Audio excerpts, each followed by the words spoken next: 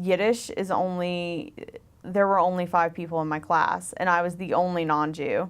And I remember going in there, and they would make a lot of references to culture or to Hebrew, or growing up with Hebrew, or growing up with like their grandparents speaking Yiddish and things like that, and being also very urban. I was the only one that came from a rural area, so it was weird for a week, I suppose, and then things got okay.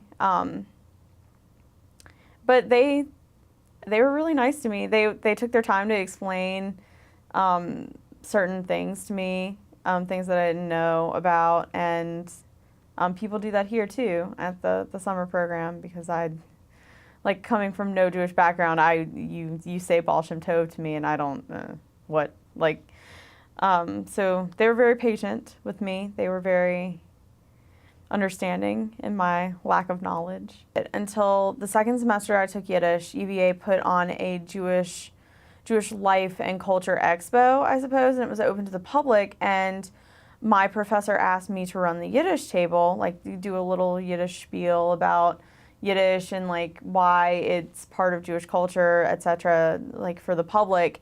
And I was there running it, and people from Chabad and Jewish people from Charlottesville Public would come up to me and be like, "You're the girl that's taking Yiddish that's not Jewish." And I was like, "Yeah, my name's Alyson. How you doing?" Like, it was weird because I didn't think anything of it, but apparently it made some kind of splash. Like, the Jewish Studies the head of the Jewish Studies department, Asher, came up to me and was like, "I've heard so much about you from your Yiddish teacher.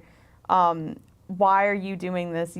Like, you're not Jewish. Why Yiddish?" Like, people were really curious about it, but honestly, I didn't really think anything about it. It's like, and to me, it was along the same lines as I took German.